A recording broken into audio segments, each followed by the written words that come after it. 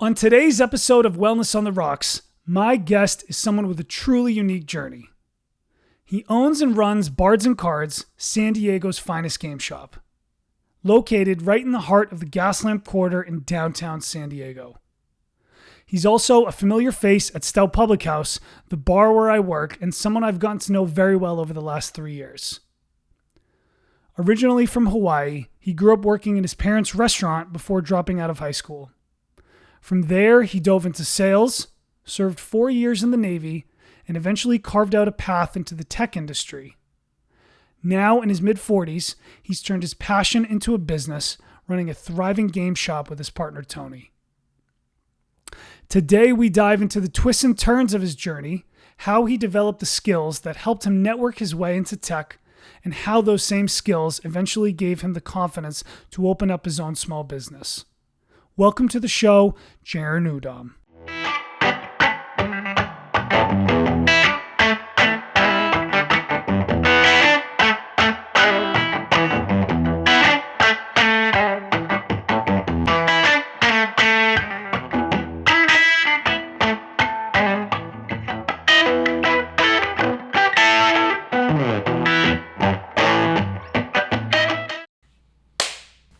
Looks nice, man. I think you guys did a good job so far. Yeah. All right. We spent a lot of time painting and doing all this stuff. So there's like that was you and Tony who were painting? Oh yeah. We were here freaking till late hours at night. So you and Tony were the ones that kind of painted and designed this thing? Yeah, we hired a color consultant, and just to help us pick out colors. Basically, she looked at like some of the board games we had and used that for like color inspiration, and because I wanted to have different sections, like delineated by different colors, right? But okay. not make it look like a fucking fun house, right? Yeah, right. That could turn into like rainbow clown show real fast. Can I swear on this fucking thing? You can swear. You can say whatever you like. Very comfortable environment. So I am an ex-sailor, so I can't help it. That's right. So you were in the Navy for a while? Yeah. So I did 5 years. Okay, so so let's start at. Well, let's kick it off first. My name is Jarin Udom, and I feel great about being Tay-Tay's friend. Sweet. Oh wait, that was the wrong podcast, but okay. Cheers, bro. Thank you. Thank you for coming on. I appreciate you. Yeah, no, thanks for having me. So I met you. You were one of the regulars at Stout Public House. Yes. And from getting to know you over the last 3 years, you've been a regular at the bar for over 15 years. Oh shoot, I don't know if it's that long, but I think I started hanging out there about 3 or 4 years after they opened. So however long they've been open. So we just hit year 17.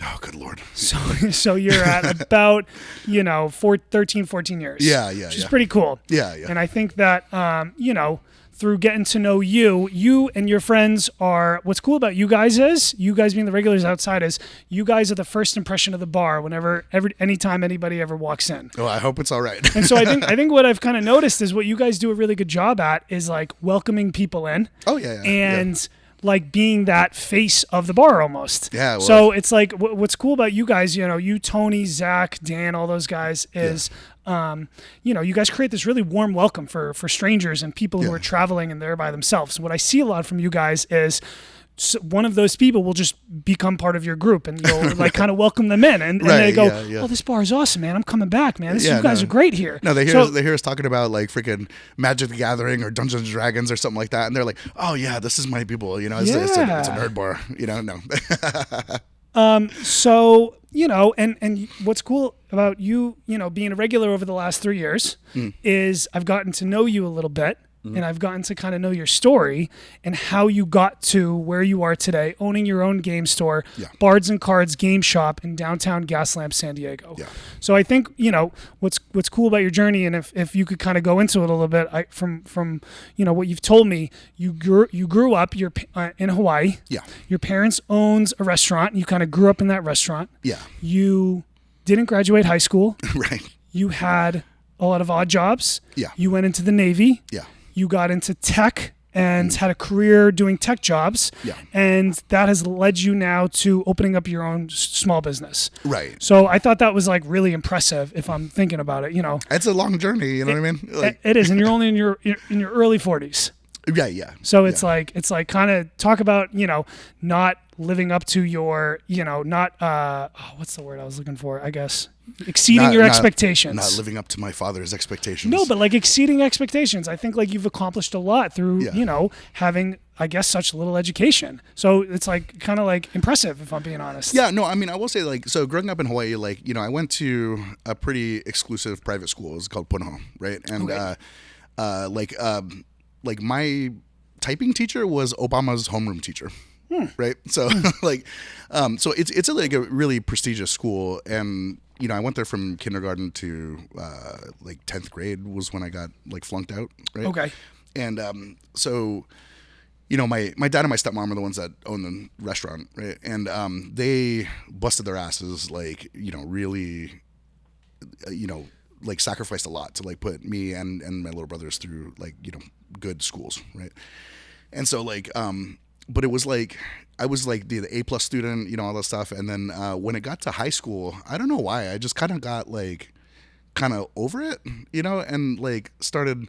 Oh, I think what the big thing was I was messing around in the computer lab, right? And this is back when the computer lab was like in the library, run by the librarian, right? And we had the library on campus.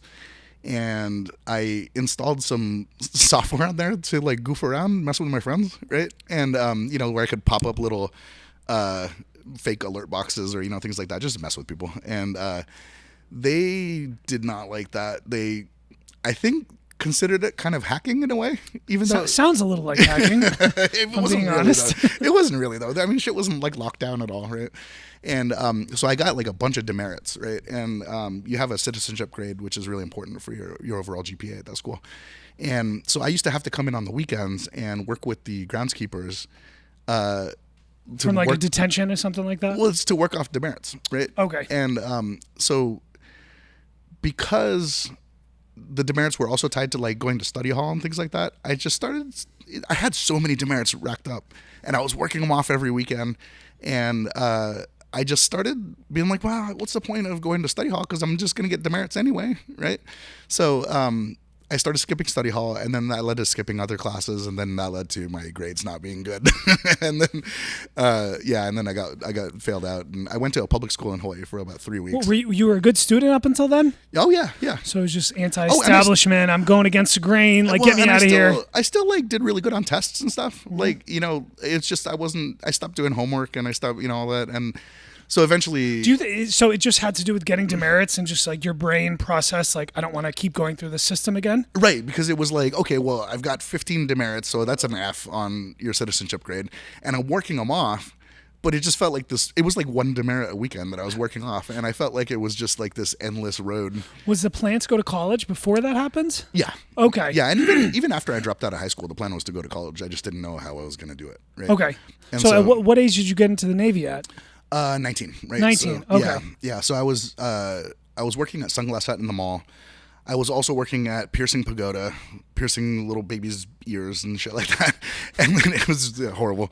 And then I worked like 3 hours a week at like electronics boutique so I could like borrow games. Right? Okay. And you got a job at a business where you had a passion at. Well, so Sunglass Hut, that's where I really developed like my sales skills, right? I did Cutco for a little bit, and oddly, the sales training was really good. It's not like that anymore, but like, because I made Tony go through Cutco training before we opened the shop. Tony, my business partner, right? I can only imagine how that went. It was hilarious. but I got some sales training from that, but then at Sunglass Hut, that really was good, right? Like, selling $400 sunglasses in Washington State is not easy, right? But I was like top salesman of the region for like, multiple quarters and stuff like that. And my boss was friends with a Navy recruiter, and I met up with him at like, he came in and was like, hey, what are your plans for college? And I said, I want to go, but I don't know how I'm going to pay for it. Right. And so he was like, hey, well, when you get off, just meet me at like Barnes & Noble, and you can take a little pre-ASVAB test. That's an entrance test for the military. Right. And see how you do, right? And so I aced it, and he was like, oh, shit, like, do you want to be like a nuclear engineer? And I was like, oh, that sounds cool, right? And he was like, okay, so the only thing is, Well, so I took the real ASVAB and I got a perfect score on that, right? And he was like, cool, you can be a nuke. I said, sounds great. He said, the only thing is you have to have graduated high school, right? Ooh. And I said, I did not. And so he was like, okay, well, we can still get you in. He wanted me to go into like submarine electronic computer field, right? And I get to the classifier and all the other, by the way, perfect score, all the other recruiters are hitting me up too. But they're all like, got to be a high school graduate. I said, I'm not. Is it easy? Can you fake that? Like, can't you just be like, I graduated in 2008 or whatever? No. They're going to check your shit. They do. Right? The military checks like that stuff. Oh, yeah. And especially when I apply for a job, they just say, did you graduate high school? And I said, yes. Yeah. So I don't know how that works. No, especially any of these fields like nuke or submarine computer field, like whatever, you have to go through like a background screening for your security clearance, right? They're going to check that shit. And if you lie, that's not good. Right. You know what I mean? Right. So, excuse me. So I get to the classifier and he's like, hey, what do you want to do? And I said, well, I want to work with computers. And he said, you won't in that field. So you want to be a radioman. I was like, all right, cool. And so anyway, so I did IT shit in the Navy. So you did IT in the Navy from 19 to about how old were you? Oh, I was 20. I was 20 when I got to the ship. And then, cause you go through boot camp and A school and all that. And then, when I got to the ship, I was, 20 years old, and I was there until I was 24. So, okay, so you did 4 years on the ship, and this was all that happened in Hawaii, the recruitment, boot camp? No, that was in Washington. Washington. Oh, that's right, you said that. Okay. Yeah, and then I got stationed here on a carrier. Sunglass Hut for a couple of years, Navy, Hawaii for 4 years. Yeah, a lot of odd jobs in Washington. I worked at a furniture assembly plant. I worked at temp jobs, filing papers and stuff like that. What do you think it was about the Sunglass Hut that helped you develop those skills, those sales skills? Well, I think the big thing was like So it was a small sunglass hut in Capitol Mall, right? And there was 3 employees. It was the manager, me, and this woman that worked there also, right? But we worked by ourselves, right? So there's no supervision, no anything like that. Somebody would open, somebody would close, right? And I was 19 years old, trusted to like do the drops, the money drops and all that stuff like that, count the till, do inventory, all that stuff, and then. But working by myself, and we were all, I'm trying to get those like sales bonuses and stuff like that, right? You had incentive to sell to make more money. Yeah. And also I was just like, once I learned that you don't really have to sell the products if they're good, right? You just have to know about the products and you just tell people how cool they are, right? And they kind of sell themselves, right? And then you get good at like fitting glasses to people's faces, like making sure that like they look good. All that stuff like that. The relationship you build between talking to a customer about how the sunglasses look. Right, exactly. People would try on a pair of sunglasses that they would like them, and I'd be like, hey, if I'm being honest, these don't look good on you. But let me find you a pair that's like this that will fit your face better. So you show care. You show, look, I'm trying to help you out. I'm here for you. Yeah. And then you start doing stuff like, people look at the price tag and it's like a $500 pair of Revos or something like that. And you're like. They already want it. It's already in their head. They want it, but they see the price tag, right? And I'd be like, hey, look, no big deal. Like, it's no skin off my back, right? Why don't you like take a lap around the mall, go get some Orange Julius or whatever. Think about it. And think about it, right? And then they would walk out and then 10 seconds later walk right back in and buy them, right? And so, I started learning like the whole soft selling and, all that stuff like that. It's kind of interesting what you just said about it relates to the bar too. Like liquor, beer, it sells itself. You know what I mean? But like the relationship we build with customers is why they come buy from us. Right. People go to Stout because all the staff is cool, right? The people that hang out there are 99% cool. Yeah, we have good regulars, which are a reflection of the good staff and owners and all those things. The people there, it's a reciprocal thing. Yeah, and people who are not fun to hang out with tend to be kind of filtered out. Well, it's not even about being. I think, like I've thought about this. It's not about being fun to hang out with. It's like, can you be respectful and kind? Like that's all we ask. Oh, right. It's not. Exactly. We don't care about. Cool people or hot people or what you look like. It's like, dude, can you come in and like, we're a public house. People are talking to each other. Can you be civilized amongst people? Yeah, no. I don't mean. Think that's like a low bar. Right. Yeah. No, I don't mean cool like the Fonz or some shit. You know what I mean? I mean like cool like. Is this somebody I can hang around? Is this somebody I can relate to and talk to? I can have a conversation. Are they going to make me feel shitty about myself? Right, yeah. Or if it's a slow night, is this somebody I can talk to for like a couple hours while I de-stress and, unwind? Right? Yeah. Yeah. Okay, so you get out of the Navy, and then, if I'm not mistaken, you worked in the tech industry for a porn company. Yeah, so there was a little bit before that. Like basically, I got out. I had about 3 months of savings, and I had an idea to start like an IT services business with my buddy Johnny, right? And so we did that. He kind of disappeared to Vietnam a bunch and like to visit family or whatever. You wanted to start your own IT business? Well, we did start it. Like okay. we set up the LLC. We did all that stuff like that. We had clients and blah blah blah, right? And but he was kind of going back home so much. I was doing like all the work and getting like half of the money, right? And so I was like, you know what? We need to dissolve this business before we dissolve the friendship, right? And so I kind of went on my own and picked up some consulting jobs, some programming stuff, stuff like that. And then I had like a really good client for about 2 years that was just like, paying me enough that I could get the sharper image massage chair at home and, all this stuff like that, right?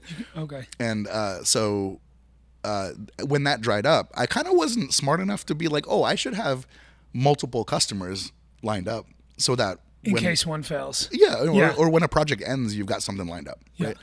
And so I did not have that, and I was like, okay, now I'm eating out of my change jar, right?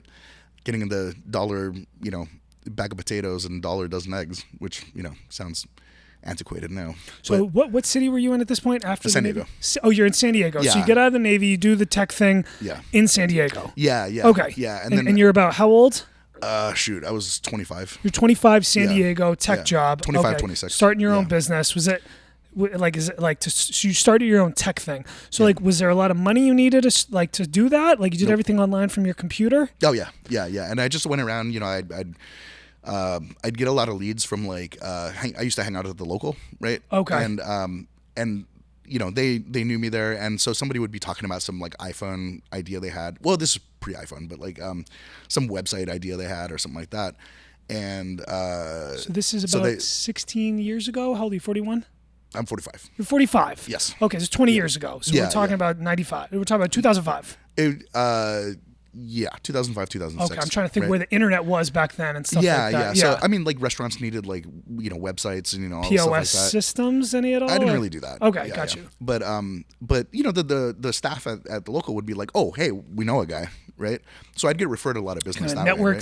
You networked through the local bars, right? Yeah, which is odd, but no, I think that's what you do. I mean, that's what I do. Well, and especially the places that I hang out at. There's a lot of lawyers and people that work for the city and business, blah, blah, blah. So they have money and they have ideas, right? And they're willing to pay for it, right? Gotcha. So I'm like, okay, so, I did that, but it kind of dried up. And then one of my buddies sent me this listing on Craigslist that was like, hey, we're looking for an IT person, must be okay with adult content, right? Ooh, and I'm God like, knows well, what that means. First of all, I'm broke. And second of all, I got to at least check this out, right?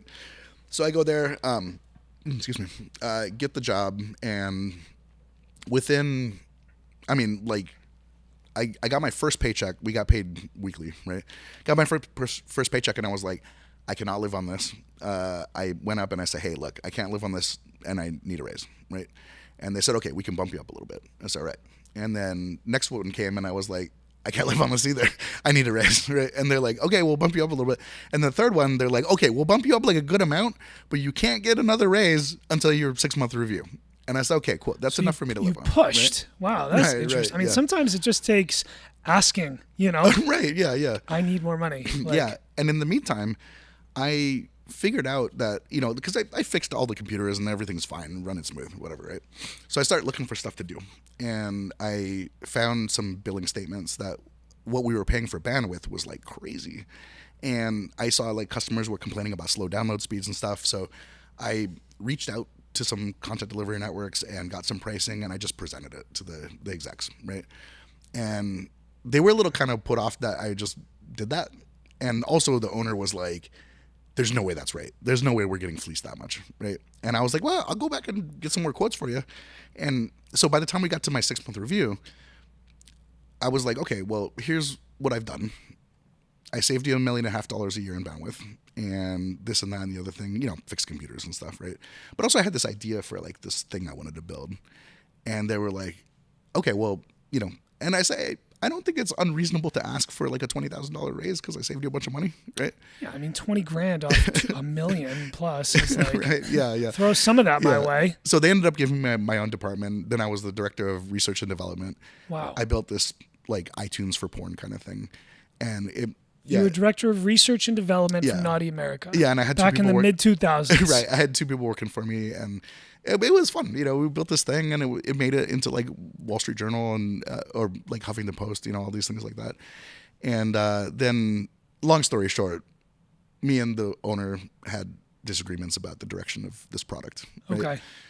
We had this daily ritual of him coming into my office, closing the door. We basically yelled at each other for like half an hour, and then he would leave, right? And this went on for like 3 months. And I was like, when I got fired, I was like, yeah, I mean, I would have fired me too, and I would have done it way sooner. You know what I mean? But, that was that. And then I went back into consulting, So you did consulting. Okay, that's pretty wild. Yeah. I'm sure, I don't know if you ever have, you don't have to share those stories on here, but if you had stories like, did you meet any of the porn stars? Like, yeah. Oh, wow. Yeah, I mean, anyone's a standout? Any big names that I would know?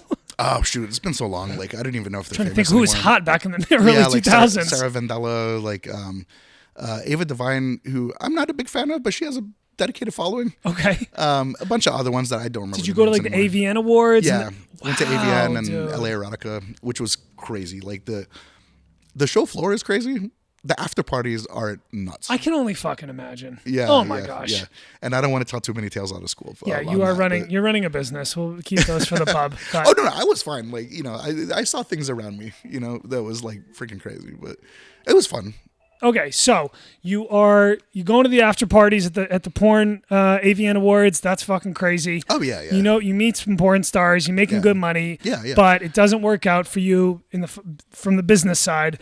So you said you did consulting. Okay. So from when I met you 3 years ago, you had just, I think, opened this store. Yeah. And not only had you opened up your own small business with your partner Tony, but you had your day job working for tech, and from what I understand, you're doing pretty well financially, which is, and that's, I guess, what led you to open up the store. Right. Yeah. It was, it's basically, a sales engineer for a cybersecurity company. Okay. Right? So like a big one that like is in all the Fortune 500 and, big government contracts and all that stuff like that. But I was a sales engineer selling to like enterprise, big companies and stuff like that. So essentially sales engineer, you work with a sales rep who handles the business relationships and does all the quotes and, kind of sets up meetings, stuff like that.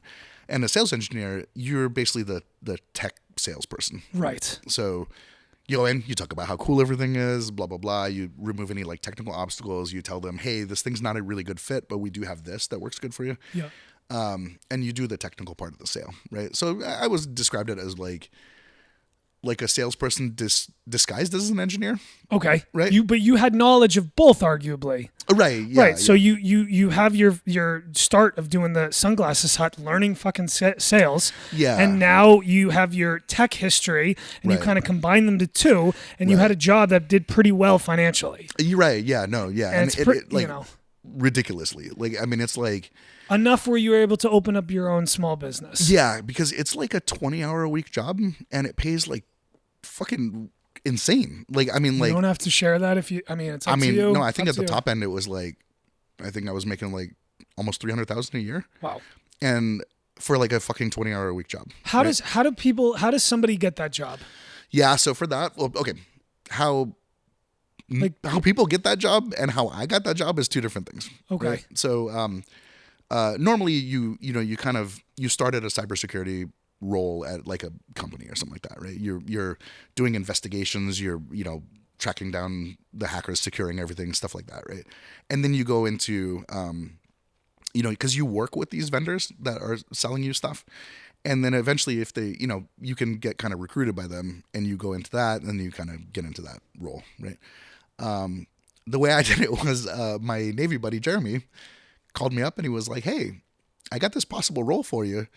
Do you want to, I'm in town. Do you want to grab a beer? And I was like, sure. So we went to the local, and he brought the sales rep with him that I was going to be working with. And I was like, oh shit, this is like, I was like, oh shit, this is kind of like an interview. Right. And he, when the sales rep went to the bathroom, then he told, my buddy Jeremy told me what the salary was. I was like, oh shit, I need to really seriously consider this, right? So I called up another Navy friend that was working in a similar role, and I said, hey, is this something I should do? And he said, dude, I'm kicking myself for not taking a role like this like years before, right? And he said, the only two things you need to know is you will be good at it and you will like it. And I said, cool, that's enough for me. I have to at least try this out, right? And it led to working there for like 9 years. Wow, that's crazy, dude. Yeah. So one of your Navy buddies helped network you into that job. Yeah. And there is Are those jobs still are people still doing that? Like, does it still exist, that role? Like, can people, is that something people can so without knowing somebody, how do you build up to that? Yeah. So you've got to get certifications and stuff like that. You take Security Plus or other certs that will get you in the door in a cybersecurity role in general. Right. And then from there, you try to be involved with the vendors that come in and try to sell you stuff, right? You try to get to know them. And so it's networking. It's like, it is. Yeah, it's a lot of networking, but you have to have the knowledge, the understanding, the fucking actual ability to do the job. Yeah. And then once you're there, it's only, you meet somebody and that's when you kind of squeeze in. Yeah. And then it's hard to find tech people who can sell. You know what I mean? Yeah, I agree, man. So if you can kind of do both of those, you set yourself above everybody else. Right. Yeah. And then that's why they pay so good, right? Because, they're paying you 200,000+ a year or something like that. But you're bringing in millions of dollars of revenue, right? Because, your ability to go out and sell. Yeah. And your ability to, do a presentation or do a talk in front of a lot of it is people skills and talking. And it's I feel like a lot of people in the tech world and maybe the game world maybe struggle with some of those skills. Yeah. Yeah. Yeah. And, like when we're looking for employees for the shop, right? I mean, what we're looking for is people who can sell and also have the good work ethic and things like that, right? They don't necessarily have to be gamers, I mean, both of the people working for us right now, they play had 1 or 2 games that they're really into, right? Like Warhammer or Dungeons and Dragons or things like that. But it's they can sell, they work hard, right? Take initiative, do things without being asked to. Yeah. And work ethic, drive. Yeah. Understanding of what this is. Yeah. From there, you learn the games, right? I mean, you can see we got hundreds of games, right? Yeah. And there's no way you know all of them, right? But over the course of, you can learn the games. You take interest and you say, what's this? What's this? It's the same thing with learning the whiskeys, the vodkas and stuff like that. Yeah. It's also similar, what you said earlier about getting that job is that's how you get bartending gigs too, is you got to find a way to learn it a little bit. Right. So there's 2 ways to get a bartending gig, whether you start at the very bottom and you work your way up through the restaurant, right? Or you kind of somehow you have to learn the understanding and knowledge of what this industry is through doing that, and then you network yourself around the city and to let people know, yo, this is me, I'm good, this is who I am, I can sell, I have that personality, I have that work ethic, and then somebody's going to go down at one of these bars and you're there, you're that's what I always kind of try to do with a lot of the bars in OB or some of the Gaslamp or some of the other areas is I'm trying to stay familiar with these places. Right. So if they need somebody, you'd be surprised. Yeah. I walked into a bar in New York City once. It was over after COVID when they couldn't find anybody, just to catch up with a friend. And they're like, oh, I used to work with this guy on the Upper West Side. And the head bartender goes, what do you do on Mondays? And I was like, what? And they're like, do you want to work here? I was like, holy crap, how that just happens. Right. You know? Yeah. So you'd be surprised, dude. But if you are that person who's kind of an idiot, who's, drinking too much and acting like a fool, or you don't have your shit together, or you don't have your resume together, or you have a bad reputation, that's when those opportunities don't exist. Right. No, absolutely. Yeah. Yeah. And there is something I see there's this kind of loneliness type thing, epidemic, I guess they call it, right? Yep. Going on. And I hate to say it, but one of the best things you can do is just have a regular bar, right? I hate to be oh, well, alcohol is the solution to this problem, right? But there's so many people. I mean, I met Tony at Stout, right? I mean, it was I was there hanging out with other people, right? And I can't remember how it started, but it was just we started talking about Dungeons and Dragons, and he was like, oh, I was thinking about getting a game going again. And I was like, fuck, man, I'd love to play, And we started hanging out playing D&D, and one thing led to another. There was now, I'm running a game, he's running a game, and we would go on like these shopping trips to other game stores in the area, right? And we both live downtown, and there's no game store downtown, right? And so we go on these shopping trips to other game stores in the area, and we would see things where it was like, first of all, it's a pain to just drive there. It's kind of far, right? But then also, like, see little things like, man, this store's like, they've got a lot of stuff, but it's all unorganized. Like, unless you know exactly what you're looking for, how are you going to find something, right? You're observing. You're going out into what you enjoy, and you're observing what people are doing good and what people are doing bad. Right. And you're saying, we could do this, but we'll do it better than they are. Yeah. Or there's some stores where like the checkout would take like, I'm buying 2 things and it takes like freaking 10 minutes to check me out. Right. Yeah. Or the employees would be like just sitting behind the counter, just waiting for you to come up and buy something, right? Instead of going out and being like, hey, can I help you find something? That's right. That's how you tell what's a good either game store or bar is the bartender or store just sitting there talking to one customer, dancing, like doing, woo, look at me, or are they like hustling behind the bar, say, you have an empty hand, what do you need, what do you need, Right, exactly. But you got to observe, you got to have that understanding through going through the system and being like, oh, like this is what you're supposed to do, or I see like when if you're talking to somebody at the bar, right? And somebody walks up, right? I mean, especially if it's like a regular, you know what they want, right? You just start pouring it while you're talking to them, right? Or if it's somebody who is not a regular, you don't know what they want. You're like, hang on 1 second, and you go and help them, and you come back and continue your conversation, right? That is such a small thing that is so huge. Like, there's nothing more annoying than going up to the, belling up to a bar, and somebody's, having a conversation or on their phone or something like that. Or even if they're in the middle of something, right? Just be like, hey, I'll be with you in just a second. Yeah, just acknowledge. Or a look, like a look. Like if you come through the door, like I turn, I see you. Okay, Jarin, sorry, I got to start that pint. Yeah. But one thing you just said is like we're in this lonely epidemic or whatever coming out a few years out of COVID. Like there is that like you said, is going out for alcohol, counterproductive or something. But there's multiple ways to look at that. Right. Socializing and being around people is really good for people. Right. Like staying home alone, whether you're drinking or you're not drinking, is not good for us. Right. And I think that like there is something to going out and being around other people like-minded, blowing off steam, letting out emotions and expressions and what's going through your life. Yeah, 100%. And so like you met your business partner through that, dude. Right. Yeah, no, absolutely. Like that's like crazy. But you need like third spaces, right? I mean like, there's home, there's work. For some people, it's just home, right? Yep. And you need another place to be at, right? And so like, bars are an obvious one, right? The game shop is another one, right? There's a lot of people who hang out here for the social aspect, right? You can come in, play a game of Commander, or, we have a Discord where people like talk to each other, and, they set up games for like, oh, hey, cool, what are you doing Saturday afternoon? Oh, you want to play Warhammer? Like whatever, right? And this all gets like, it's like a third space. It's a people where people can come in and feel comfortable and feel safe and in a familiar place, right? And then you meet new people, you get to do things, you have conversations, all that, right? And, Stout's like that too.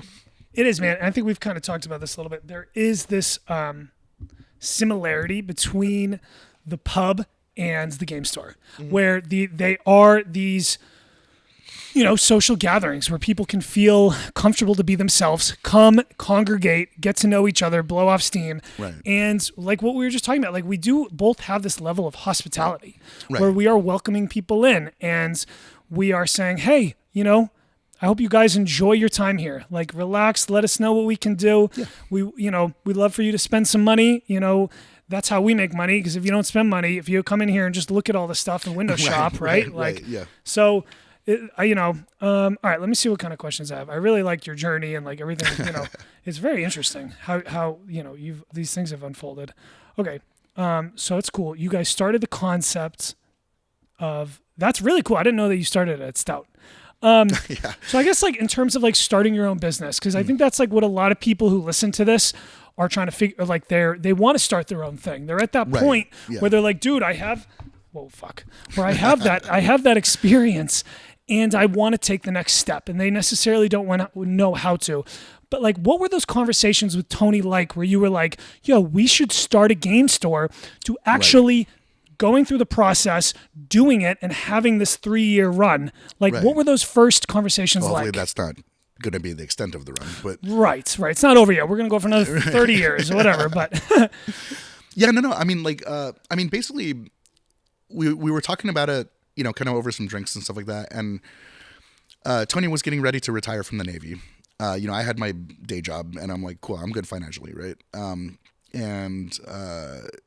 What we kind of decided was that we're going to put together a business plan. Right. And especially, I think this was especially important because neither of us had opened run a retail store. Like, I worked in retail. Right.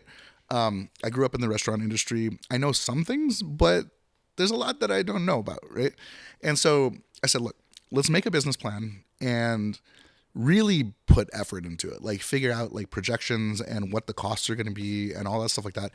And we're only going to do this if it makes financial sense, right? Like, we got to have at least a 50% chance of this thing working, right? And so we put a lot of like research and effort into it. And which turned out to be good because we needed that anyway to get a commercial space, right? To get a business loan, right? You need those detailed things. you need legitimate business plans. Right. Yeah. And it's bad. I think it would be very bad if you're like, oh, hey, here's a cool commercial space. And then the landlord is like, cool, where's your business plan? And you're like, I'll get back to you in 2 weeks. Right. Right. No, when you're like, here it is. You need everything prepared. Yeah. But that was the number one criteria, was like, it's got to make financial sense, right? Because we didn't open the game store because we like games. That was part of it. It's like, okay, cool. This is something we know about, right? We can figure out the retail part of it. But we always looked at it as a business, right? And so like, business is there to make money, right? And so if we can't do that, let's not do this, right? And so it worked out pretty good because like with my day job and Tony's pension from the Navy, we were able to go for like a couple of years without where a lot of the money is just reinvested back into the store. That's very common with restaurants and other small businesses too. Right. There is like this 1.5 to 5 year period, depending on what your store is, where you're in the red. Right. Yeah. Right. I remember when my dad opened his... You're working for free, basically. Yeah. You're paying your employees, or I don't know if you had employees back then, but like No, I know other people who are it was just me and their Tony. employees are making money, but you, the owner, you're in the red for years. Yes. Yeah. And that was basically the situation, right? I remember like when my dad opened his first restaurant, we ate peanut butter and jelly sandwiches for like months, right? And getting the loan was like a big thing. It was like the fact that like Tony had good savings. I had my condo that I could use for like collateral. That's what they asked for. Those are the big things. Yeah, and I had good income. He had good savings. All the stuff like that. So those all put together, it's like, okay, this is a financially stable partnership. Right. Right. These aren't two knuckleheads. Yeah, because we couldn't go to like Chase, and like we tried to go to Chase and get a loan, right? And they were like, we can't give you a loan. First of all, there's two reasons. First of all, you haven't been in business for like 3 years, right? And second of all, you're not asking for enough money. Okay. Right? Because all we wanted was enough to like, based on our projections, that we can get through 3 years. Right? Okay. We can open the shop. We can get through 3 years. If it doesn't work out by the end of that, we'll walk away, right? But so we're not asking for much. I think it was like 150,000 or something like that, right? Okay. They were like, we could loan you money if you were looking for like a couple million. Wow. Right? But you're not asking for enough. From what I understand, whether it's a game store that's like this or a small business, a small restaurant, depending where you put them, I don't think they run anywhere from a few $100,000s to $1 million to a little north of $1 million. But I don't think from what I know, I don't know much, but I don't think you're not talking $2, $3, $4, $5 million. Those are like massive projects. Right. Yeah. And the fact that like, so we had a couple other big advantages starting off, right? The first one is Tony's freaking work ethic, right? Like, dude has no problem putting in whatever hours needed, climbing up on high shit to like put up banners or like plug in things or like whatever. And then I also, I have like the tech knowledge, right? So, everything like e-commerce, marketing, like, payroll, all that stuff, advertising, stuff, all the technical stuff, I took care of all that. Right. So we saved a ton of money by just doing it yourself, doing everything ourselves. Right. I mean, we were here, until like the wee hours of the morning, like painting every day, trying to get the shop ready to open. We had like construction people coming in, to like build the hatchery and stuff like that. One of the few things like we actually paid for, right? I mean, there was a wall right here that we knocked down ourselves because we were like, well, we've got hammers. Yeah, right. We can do it. We can do it. And it doesn't seem to be structural, so it's like I've found that bars have a higher percentage of success when the owners are on site and taking care of business themselves. Right.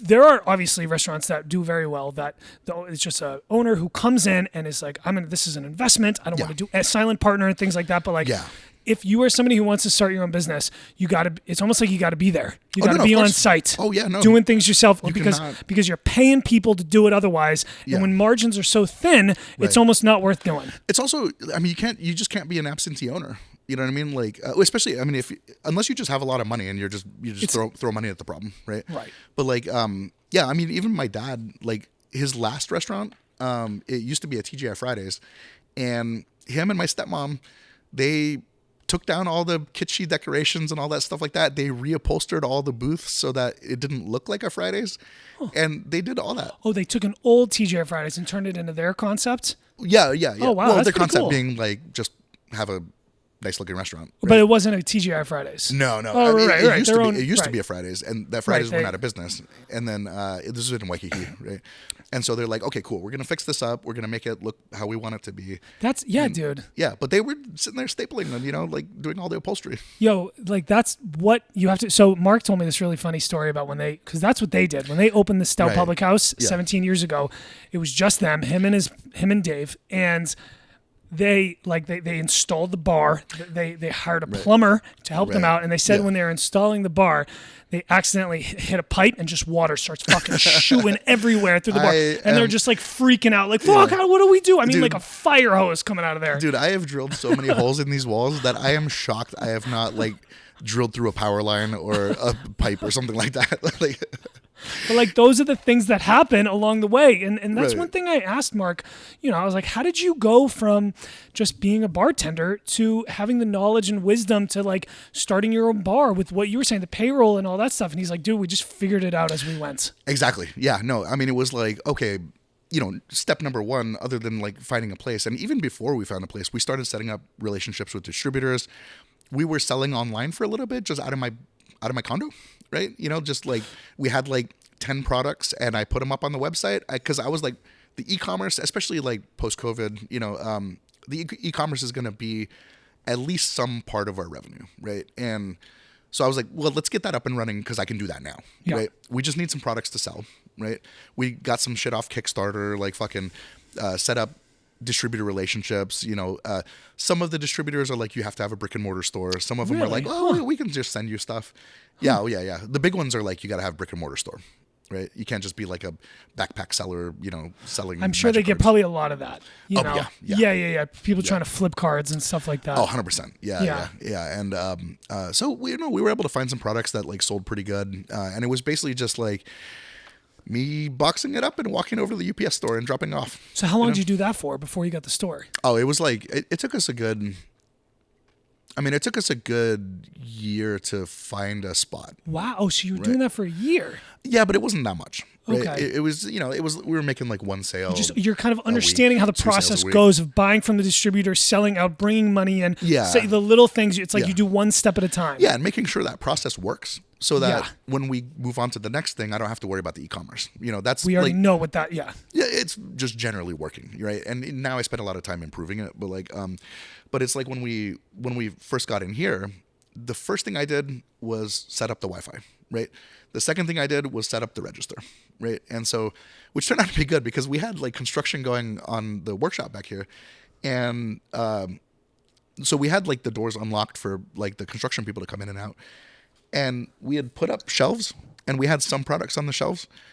People started just walking in and wanting to buy stuff. Seriously, you open. That's what you do. You open the door, and people will just come in. Yeah, it was crazy, right? And that's when I was like, oh, okay, we picked the right location, because if there's enough foot traffic that people, when we're clearly not even open, right? We had posters on the windows before we got the logo up there and all that stuff, and we're clearly not open. People start walking in, just browsing around, right? And I was like, okay, thank goodness I have the register set up, and we tested it and it's working.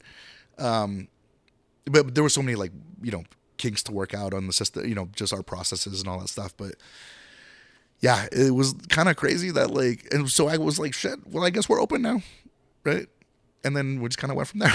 Did a soft opening. Yeah. Just come on in. Yeah. I mean, we never had a grand opening. We never had like advertising like, hey, new game store. Right. You kind of just slowly built your word of mouth and like location and foot traffic and stuff. Yeah, and making sure we were listed properly on like Google Maps and Apple Maps and all that. And, this is kind of it. Let me ask you, I kind of want to like touch on the similarities of like sort of the hospitality aspect of like what we both do at, let me just pull this up. Stout Public House. Stout Public House. Bards Cards. I kind of talked to you a little about it. We want to create comfortable community where people can enjoy the time they have, decompress, and take their minds off the challenging aspects in their difficult lives. Yeah. And well, I know I've told you this before, right? Like, we don't sell like booze or games, really. What we sell is happiness, right? And just like, there could be too much drinking. It could be a problem, right? There can be spending too much on games. That can be a problem, right? Like, they're both kind of vices in a way. I mean, alcohol is clearly a vice, but games can also be kind of a vice too, right? I mean, like buying a booster pack of Magic, right? It has that kind of like gambling feel. What's going to be inside? Right? And especially like these collector boosters where you're paying $25-$30 for a booster pack of 15 cards, right? And some of them are hits. I mean, we've had people pull like freaking $1,000 cards out of a booster pack. Right? So it's almost like that scratch ticket effect where you do see people going into the Lotto King and being like, let me get two of those. And like, they just, sometimes they don't even scratch them. They just ring them. Like you see that, they don't even scratch them out. They just go, they buy them. Like, okay, did this winner? Yeah. And unlike a scratch ticket, you get to play with your Magic cards or Pokemon cards or whatever after, right? But that's also why we sell singles, right? Because some people don't want to do that gambling. They know the card they want. Yeah. And so we sell the individual cards too. I think that's like why it's important to, don't not be just the blind, ruthless killer salesman, and to actually have that level of hospitality and relationship with your customers, and to check in on them, and to be and to build those relationships and be like, dude, you've had 9 Jamesons. Like, do you really need a 10th? Or like, you've like I want to keep making money off you, dude, but like I'm trying to I don't want you to do something you're going to regret or hurt yourself, or like it is good to like, and that's how you build repeat customers. And I say that a lot to like customers sometimes. It's like, sometimes if I don't see you for a couple weeks or a couple months and you're like, I'm happy for you, dude. I'm not that like trying to be that cutthroat guy that's like, come back to the bar, come back. You got to have empathy in bars and hospitality and what you do here when you're in retail. Yeah. Like, I think empathy is very important. Yeah. And I mean, it does me no good if somebody spends all their money here and then they can't pay their rent and then they, now they're out on the street or something like that, right? It's crazy that I never thought that would happen in places like this, but from what you're saying, it makes sense. I've seen it, right? I mean, not necessarily just, being kicked out on the street for spending all their money here, but like, I've definitely seen people like, spend their last $10 or something like that. And I'm like, look, you don't need that right now. You should be able to eat. But I think that's why you guys, you, Zach, Danny, Tony, Jazz, you guys do have that community here where people do feel comfortable to come and enjoy themselves. Oh yeah. And they don't have to break the bank, or they can it's social. Yeah. And you guys do a good job at that. Yeah. And people come in and play like Commander every day, which is like a Magic format, but like, they come in and play Commander every day. And there's definitely people who they don't have a ton of money to spend. I think they they do when they can, right? But they're here for the social aspect and to like hang out with other people. But then the other people that they're playing with, there are people in that group that have a bunch of money and spend a bunch of money, right? So it's like, and they're not going to sit here and hang out and buy a bunch of stuff if there's nobody to play with, right? Right. So it's like, I'm fine, if like, and also, the folks that, that just come in for casual games and stuff like that, they know that if we have an event, that takes priority, right? Like they know that, paid reservations take priority, right? And so, we're just happy to provide them with a free space to hang out and play, I think there's two ways to look at what you guys do and what we do at the bar. Like you said earlier, if you can't make money, you don't do this. Right. There's the business side of that, but then there's also the product side. It's like, why are people coming to Stout Public House? Yeah. What is the service we're providing? Can we make people's lives better? Can we create a good space? Can you guys create a space that people come to and they say, oh my God, I'm going to tell my friend I had this great experience with Jazz working here, right? This great experience with Adrian behind the bar. And it's like, those are kind of two different departments, but it is important to focus on the product and not just drive sales. And I think it's like two different things. Yeah, and it's also kind of a small thing too. It's like, you see people like having fun, and it's kind of weird because like you can't really see the back from the outside, right? But for some reason, people can like sense that there's a lot of people in here playing. It just seems that way, right? And you walk in, you see people having fun. It makes people want to, like walk-in customers. It makes them want to buy stuff, and it just draws more people in. And it's just like at my dad's restaurant, like he used to always like. So I worked as a host there, and I started as a dishwasher, and then I worked as a host, right? And he was like, if it's slow, sit everybody by the windows or on the patio. Yep. Right? Because then it makes it look like there's busy, right? Like and then that. people I like come that. in. Yeah. So I was the same thing, I'm just like seeing people having fun is conducive to people buying games. Very true. Yeah. It seems like you did kind of pick up some of those early things working for your dad's restaurant in sales, hospitality, like that, you know? Yeah. It was kind of interesting because, like my dad and my stepmom were like really about school and doing good. My dad's whole thing was like, first of all, he made me work in the restaurant. Like when I turned 13 and a half, which is the legal age you can work for your parents, right, in Hawaii.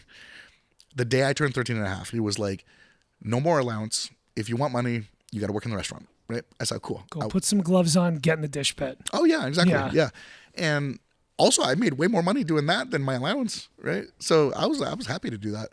And then, so they were always like about like that kind of academics and work ethic and all that stuff like that. And then my mom, conversely, like my mom was a bartender, then she was a gemologist and, like a jewelry appraiser and stuff like that. But I learned from her how to relax and be chill and, to not have, to try to minimize the amount of stress in your life. Right? Huh, that's interesting. Yeah, because when you are a bartender, you do really seek out those decompressions, like because we work in kind of chaos. Right. That's one of the reasons I moved out here was because I was working in this environment. I was working in a bar that turned into a nightclub in New York City that was open till 4:00 in the morning. And I was like, dude, on my off days or like how you spend your time is very important. Oh yeah. And she was like, this is like early 80s, where, she was like in her early 20s and stuff like that. And this was the era where like, customers had no problem grabbing your ass, like, I know it still happens now, but it was more common back then. Right. Yeah. And so having to deal with like being like young in, she didn't grow up in Hawaii or anything like that. She moved there from Washington and, being in essentially a foreign land. Right. And, having to deal with all that and all that. So, I don't know how she kept it together, but, Well, that's why, especially with more so, I would argue with women, but men as well, is like people do get like kind of, they don't know how to decompress from things like that in this industry. Right. And they can go off the rails. Right. Yeah. And so I think that's like kind of one of the concepts of why I'm doing this is because I see that so often. Right.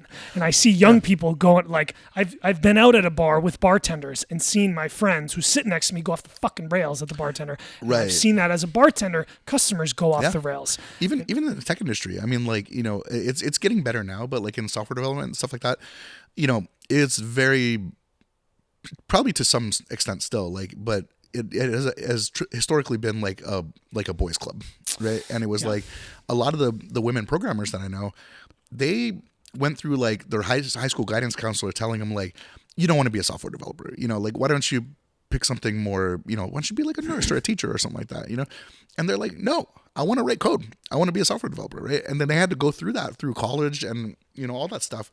And so kind of, by the time they get to, being in it for, decades or whatever, that, they got the tough leather, right? Yeah. But the thing is, it shouldn't have to be that way. You shouldn't have to have tough leather to be a fucking programmer. You know what I mean? Your job is to sit at a desk and write code and make cool shit, Yeah. You shouldn't have to I'm sure that can kind of fuck with people's minds as the years go on. And you're just well, I think a lot of people or a lot of women, like, they get that shell, right? And the ones that don't move on to other industries. They're kind of, when you say get that shell, what do you mean? Just, being like, one of the boys, being able to hang, stuff like that, being able to like roll with the punches of people being like, like microaggressions and like subtle misogyny and, things like that. But I'm glad that it is becoming less so now, although that still totally exists. Right. And which is very ironic because programming was started by women. Huh. You know what I mean? Didn't know that. Yeah, it was considered like a secretarial job, right? And then you had like Ada Lovelace, who invented the concept of the algorithm, was a woman, right? And she was like pen pals with Charles Babbage, who invented the first computer, although he never built it; he just invented it. But she was pen pals with him, and he was like, you can use this for more than just like addition and subtraction. You can do like really cool shit with it, right? And he was like, oh, this is like amazing. And then you had like Grace Hopper, who invented like the first modern programming language. She was like in the Navy, and she was like, hey, like screw all these like ones and zeros, like let's make it so you could actually just type it out and have the computer do stuff. Well, right? was this way back when, or? Yeah, it was like I think it was like, I think like before Dell, Apple. No, it was like just after World War II, I think. Oh yeah, that's okay. That's what. Yeah. Yeah. Evolution of technology, computer. Yeah. Pretty interesting, man. Yeah, and that's like really interesting. Los Alamos, when they building the nuclear bomb, it was all women that were doing the computing. Huh. You know what I mean? And then it was like once it started to become a big thing and people were making money on it, then the guys are like, oh yeah, this is our thing now. Is that how they kind of built those atomic bombs back then with like code? Yeah. Is that like sort of around the same time, or? Yeah, they had to do a lot of calculations to figure out like what the yield would be based on this and that and the other thing, and so a lot of the calculations were about nuclear yields, right? Like if we have this much uranium to whatever and this much if it's in these ratios, what's the yield going to be of this bomb? Okay. Yeah. And so there was a lot of calculations on that. I watched, what's that movie? Oppenheimer? Yeah. That's a great movie, dude. Yeah, I haven't seen it yet. You'd think I would, but I was a little disappointed that like Richard Feynman was in it for like only like 30 seconds. Who's Richard Feynman? He was one of the guys that worked at Los Alamos, and like there's a book called Shirley. He's like one of the people who's on site there? Oh, yeah. Oh, and he's in the movie? Very briefly. Okay, he's that's played by cool. like Jack McQuaid. Oh, I see what you're saying. Okay, yeah. Or the guy from Dennis The Boys. No, the guy from The Boys. I think it's Jack McQuaid. Jack Quaid. I don't know, something like that. But no. But growing up, like I read, like Surely You're Joking, Mr. Feynman, which was kind of like his autobiography. Kind of. It was really just a bunch of stories he was telling.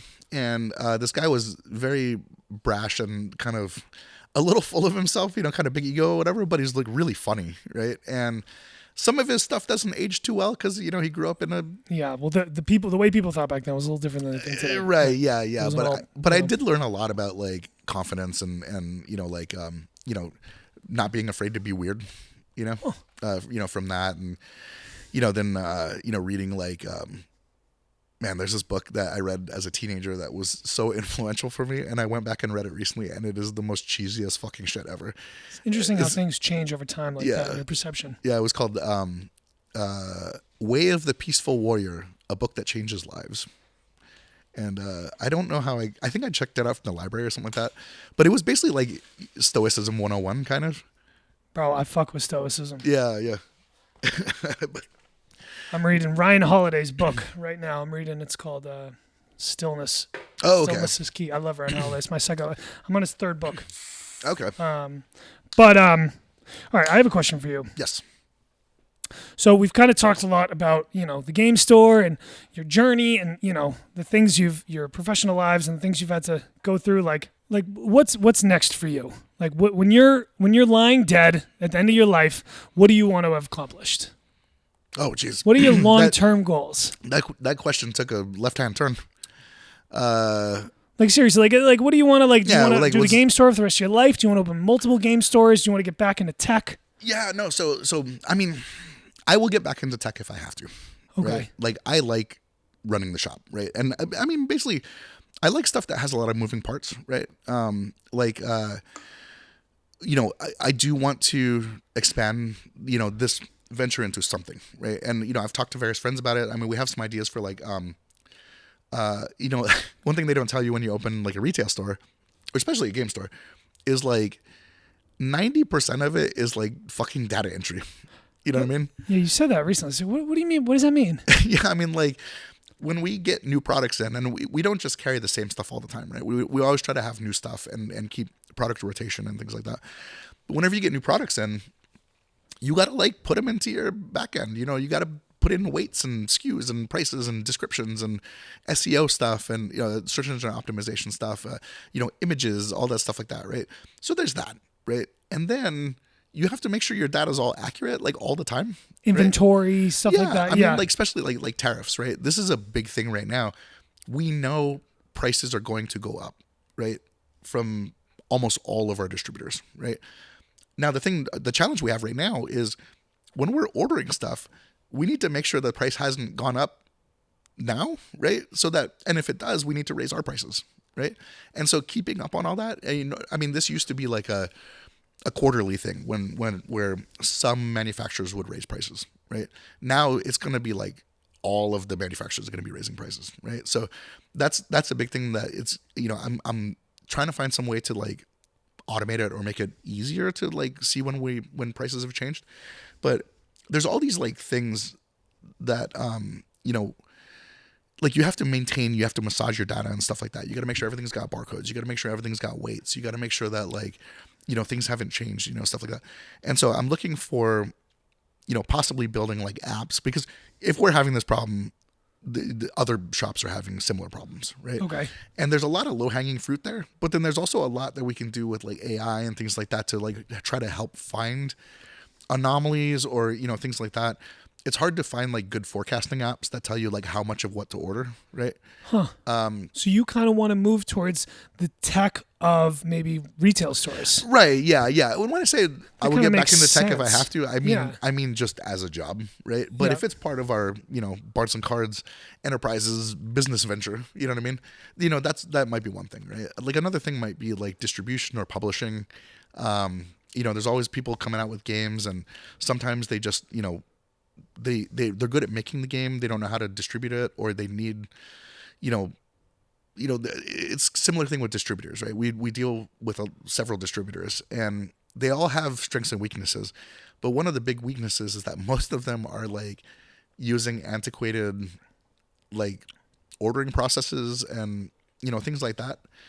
And I want it to be easy, right? I want it to have like good customer service, right? Like, we should be not just like a lot of distributors will have a weekly call with you, right? To see what you want, blah, blah, blah, lets you know what's new, right? But not a lot of them actively reach out to game stores and try to push specific products. Really? Yeah. It's kind of odd, like, because they carry like thousands and thousands of products, right? They'll tell you, oh, here's what's new, here's what's hot, like whatever. But they kind of assume that you're doing the research yourself also. But if there's some like indie publisher that came out with this really cool game, there's nobody going out there and pushing it to the game stores, right? And I figure if we can put together like a distributor that does that, you have at the bar, like you have. We do have you have reps come in and they'll give you a free bottle or something like that, or they'll do they'll have the girls with the shot glasses going around, hey customers, you want a free shot, stuff like that, right? There's it would, even if it meant carrying fewer products and maybe not being as like big national distributor or whatever, having that kind of customer service, I think would be really big. And I haven't really seen that in the industry. So it almost, do you want to kind of move towards distribution after this shop a little bit? Is that kind of what you're saying? Well, I mean, there's a lot of avenues. Climb to the next step. Yeah, there's a lot of avenues it can go, right? I mean, because one thing, and this is something like with kind of every job that I've worked in, right, is that you learn something that you can apply to something else, right? Right, to the next step, growth. Right, yeah. And every job you work, you see where the pain points are. You know what I mean? Like you see like what's working good, what's not working good. What are what's the missing niche in the market that could, like what you were just talking about, that you like, why is nobody doing this? Oh, let me tell you, perfect example, right? When I worked at Naughty America, right? There's this like law, I think it's called like 2257 something or other, right? And it's a law where like basically any porn scene that you have to, obviously you get like the driver's licenses, age verification of everybody in the scene, right? But you also have to take a screenshot every like 3 seconds and store it on a hard drive, right? And there has to be like a copy of the hard drive so that like if the FBI is like investigating something, right, that they can come in, just grab the hard drive and walk away with it. So there's no underage people in there? Yeah. Okay. Or whatever they need to investigate, right? Okay. But it's just it's a requirement for any porn. Okay. Right? And everybody was doing this by hand. And there was this guy that worked at Playboy that was like, you know what? I could build some software that does this automatically, right? You just put your, you upload the, you put in the driver's license photos, and it's got to be like driver's license with the person's face, right? You put those in there, and then you just upload the video, and it just takes 3-second screenshots, right? And it stores them, does it in a way, copies it to another hard drive, right? All that, right? So this guy was like, I could build this. And he left Playboy, built it, and is making freaking millions of dollars a year. That's what I'm saying, dude. That's what I'm saying. It's like you got to think outside the box. You got to learn your industry, learn the game store industry, learn the bar restaurant industry, right? And then be like, because there's problems in every industry. There's holes in every industry, bro. Yeah. And it just takes your intuition, your like observation, your antenna that's saying like, yo, what hole needs to be filled? Right. Yeah. And it's like, and the more skills you kind of like, that's why it's great to work like, odd jobs early on or kind of diversify what you do, right? Because like knowing how to write code, it's like you can there's a lot of stuff you can do. You can look at every problem and you can be like, I could see how this could be solvable, right? You learn to solve problem solving. Yeah. I mean, like, dude, that's huge in restaurants. Is the ability to problem solve. Right, and think about like, there's probably issues that every restaurant's having, right? That nobody's just built a tool for it yet. I know that there was another guy I heard about that like, all he did was make some software that just calculates. You're doing a driveway of this size at this grade and blah, blah, blah, right? Here's how much you need of the materials, right? It's going to make, tons of money just selling that software. It's a simple calculation, right? But like, but he just made software to do it. I think that like for those who are young in the industry and who are learning, like wrapping your mind around the fact that problem, like I just said, problem solving, like you're never going to run out of problems. There will always be problems in the game store, at the bar, at the restaurant, and almost every problem is solvable in some way. But it's like getting in the mindset of not running from the problems, but learning how to fix those problems. Right. And not just being like, this is what I'm good at. Yeah. So I'm going to stay here because I'm comfortable, but like stepping outside your comfortability box. Right. And you're never going to learn everything. You're never going to know everything about restaurants or gaming or coding or retail. It's like every day go in ready to learn. Well, but also not being satisfied with the fact that there's a problem, and being like, okay, well, shit, that sucks, but I just got to deal with it. How do we solve that problem? Right. It's like, is there a way to do this? And especially, is there a practical way to do it that's not going to require it's not going to cost a ton of money? It's like, how can I do this the cheapest, most efficient way? Right. I could dump a bunch of money into this problem and have somebody else do it, or you and Tony can be here in the store fixing these problems yourself. Right, exactly. And those are the people who succeed in these industries. Yeah, I think so. I mean, like, there's just, like you said, you never run out of problems. Never run out of problems. But the thing is, like, if you can find the problems that like other people are also dealing with, right? And solve them on a large scale. On a larger scale, right? Yeah, yeah. Well, that's what I'm trying to do with this podcast is because I see a lot of bartenders dealing with these problems. And I'm like, oh, what is this? How do we solve these problems? Right. You know what I mean? Yeah. But I just remember like when I was like in my mid-20s, we had like a frozen margarita machine. And it kept I mean, this thing's like a big-ass expensive machine. Right. And it kept breaking. And I was just like, dude, I don't want to fucking learn how to fix this machine. I don't care about this goddamn margarita machine. Right, yeah. But if you want to last long in this industry, you should learn those things. Right. I should strap my mind around, look, something like this, machines are going to break down. Things in bars break all the time. Right. Strap your little brain around, like, okay, this is how to fix a margarita machine because in 6 months, the ice machine, guess what? Stout's ice machine broke down recently. Right. And if you know how to fix these things, you don't got to call a mechanic or a handyman. You can do these things yourself. Right, yeah. I mean, like we have, as we run a lot of events, right? So like, like a new Magic set will come out, and so we run tournaments and, all this stuff like that, right? But it's gotten more and more popular recently. People playing in our shop it's always growing, right? And so we have like this event booking software that, I was doing it one way before and then I found a better way to do it. But then it turns out that this event booking software is like, we had a really big pre-release this past weekend and it was kind of like overbooking, I don't know why, but it was like overbooking. And I'm like, okay, this is unacceptable. I can't be like fielding, or having to tell customers when they show up, like, hey, I sent you an email like 2 days ago that it's overbooked and we canceled your reservation. That's unacceptable, right? It needs to not do that in the first place, right? So I'm like, okay, I know it's going to be a big thing, but I need to find a new system for doing that, right? I found a system. I'm going to have to just sit down and freaking, just plug away at it, get everything, get all of our events migrated over to that, but then it will be good, right? And so like, I could sit there and just have like a crappy booking system, or I could do like some other game stores do where they don't even have a booking system. They post their events and you show up and it's first come, first serve, right? Yeah. And I am not going to make somebody do that in a downtown store where you got to find parking on a fucking Padres Day. Yeah. Right? You know? It gets a little tricky with the location of this bar. Right. But okay, let's see what other questions I have for you. Do you have any questions for me by any chance? No. You're free to ask anything you like. Anything you've ever wanted to ask me, dude, you can ask me personal, professional, I already do that at the bar. That's very true. All right. I guess like you kind of ask, I have a question. Like what you have had you used to, when I met you had a job that you do half day. Mm-hmm. You'd come run this store. Yeah. And then you would come pull a shift at Stout and you do those 6 days a week.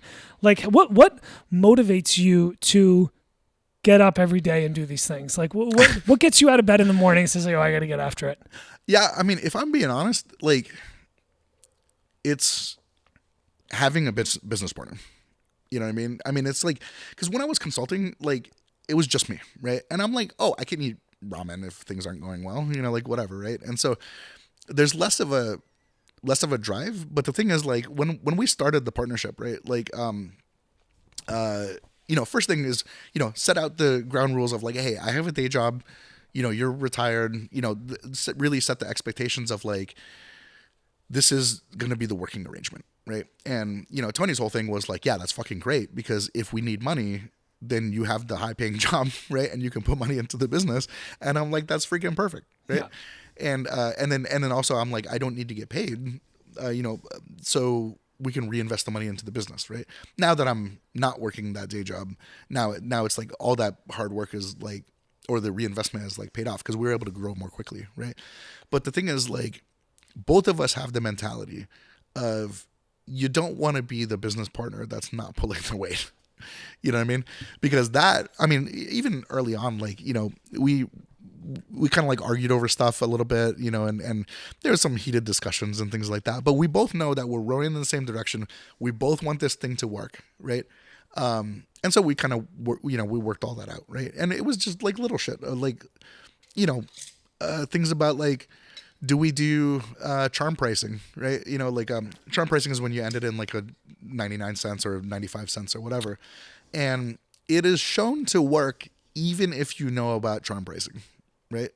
It just works. But the other thing, And my argument was that it also helps us find mistakes, right? So like if something is mispriced, the price we pay to the distributor is, or to individual vendors, whatever, it's almost never a $0.99, right? And so if you see a price tag and it says something, anything other than that, and we have mispriced stuff early on where we were selling it at the price we paid for it, right? I don't know if you know about business, but that's not Profits, good. That's not good. No. Right? So it also helped us find those mistakes, right?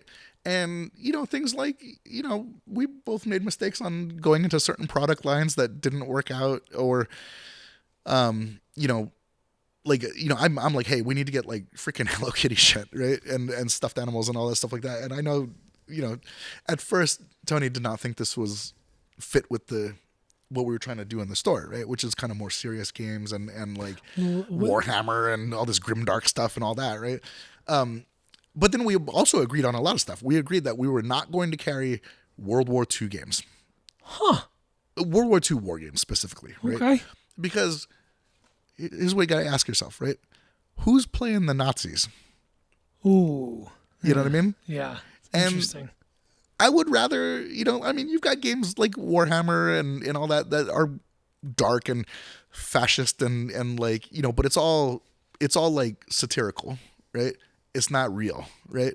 But it's like, there's some of these like Revolutionary War games where it's like, very stereotypical stuff about like Native Americans and all these things like that. And then, and again, who's sitting there painting up a whole giant Nazi army, That's a right? good point. Yeah. Yeah. And do we want that person in the shop? That can change the culture very fast. Right. No, right. No, it's exactly. like, what do you want to carry here and also, I apologize for bringing up Nazis on your podcast. It's all right. No worries. This is free speech. You can say whatever you want on here.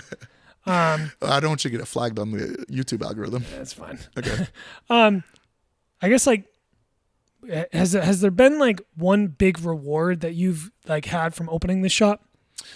Like personally? Yeah, it's still crazy to me. Like I still walk into the shop and look around and I'm like, holy shit, we built this. Like a couple of mooks actually made a store that works. Like even when we started, like people were like, that's cool, but like, man, is a game store downtown really gonna work? Is it sustainable? Right. Yeah. Is it gonna make a profit? And yeah, it turns out. Yeah, no. You could figure it out. Perfectly good. And the thing that I've been the most happy about is that like we get a lot of customers just from walking by, right? And which really tells us, okay, we made the right decision on what location, right? Yeah. Even though like at first there was like, because there's not like a lot of stuff on this block, right? Your viewers cannot, or your listeners cannot see that, right? But there's not a lot of stuff on the block. There's a shop that sells fucking drug paraphernalia next door. So I think there's let's talk. It's like a one of those smoke shops. Yeah. There's a tattoo parlor. Tattoo parlor is cool though. No, we're not talking down on anybody, but like a smoke shop, tattoo parlor. Yeah. There might be a restaurant or two. Yeah, there's like the taco place. We're kind of like outside. You're right at the end of the Gaslamp district on Fifth Avenue. Exactly. Yeah. So you're getting out of the war zone, but you're like kind of still in it.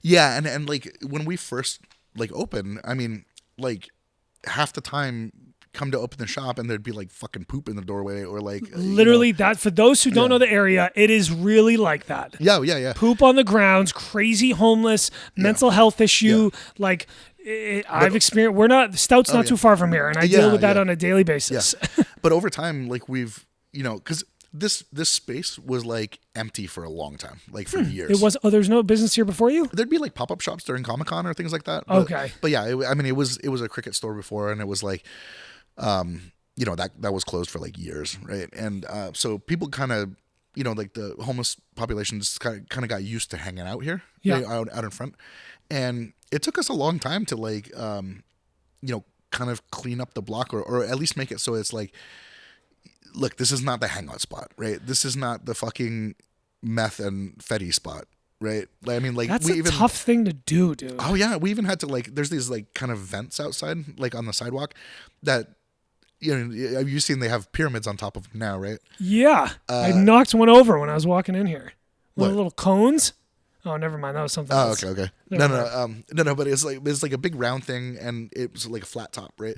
And so people were using that to like hang out and freaking like, smoke fentanyl and, like, and meth and all that shit like that. And, or like, whatever. And we like fucking, I was like, okay, this doesn't work. And also there's other ones like a block down that have like cones on them. So you can't like put garbage and stuff on them. Right. Right. It's like, it's a huge issue in Southern California and San Diego and the Gaslamp. And that is like why businesses are not thriving. It's one of the reasons why businesses are not thriving here is because of all the shenanigans.